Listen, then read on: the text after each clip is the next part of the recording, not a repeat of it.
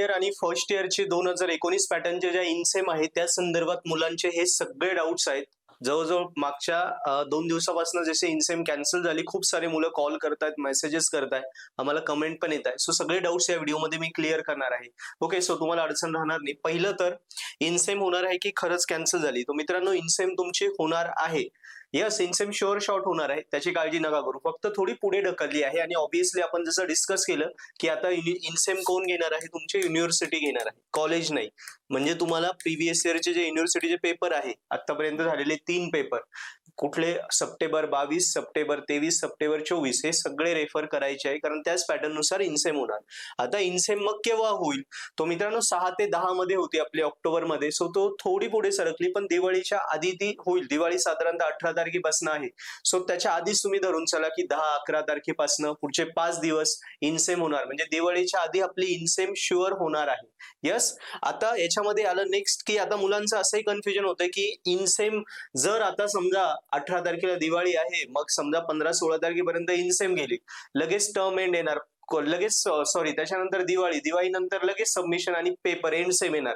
मग एंड सेमला अभ्यासाला एक पण महिना उरत नाही. मग गोंधळ असा होतो, इनसेमचा अभ्यास करत राहू की एंड सेमचा नेमकी घेऊ कधी, काय एंड सेमचा अभ्यास सुरू करू? कारण एंड सेमचा घेतला तर इनसेम अचानक आली तर मग पुन्हा इनसेमचं प्रिपरेशन होणार नाही. सो हे लक्षात घ्या की इनसेमला आपल्याला जरी 12 मार्क पासिंगला असले तरी ते काही कंपल्शन नाही. आणि ऑब्व्हियसली तुम्ही 6 ते 10 ऑक्टोबरला जी इनसेम होती त्यावेळी ऑलरेडी तुम्ही इनसेमचा अभ्यास केलेला आहे ना.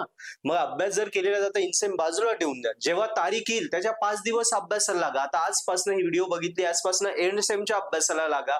कारण एंड सेमला इनसेमला 12 पैकी 5 जरी मार्क पडले तरी काही अडचण नाही, पण एंड सेमला 28 मार्क नाही पडले तर आपण पास होणारच नाही. म्हणून आपल्याला एंड सेमच्या आता प्रिपरेशनला लागा.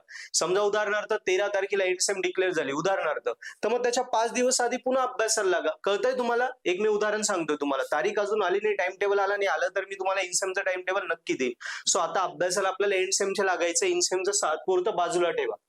नेक्स्ट एंड सेम कधी होईल? एंड सेम ऑब्व्हियसली असं धरून चला 25 नोव्हेंबरच्या पुढे, की ठीक आहे, 22-25 नोव्हेंबर ती एक फिक्स तारीख असते.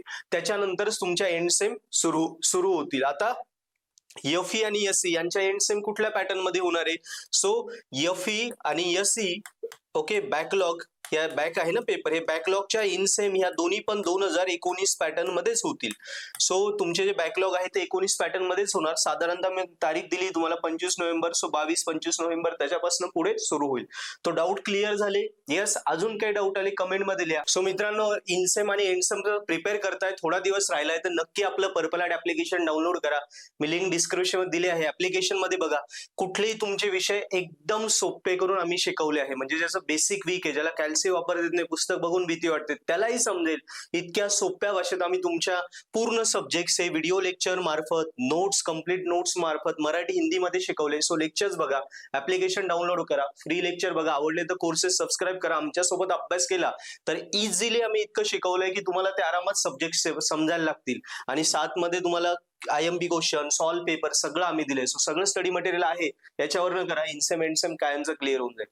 थँक्यू.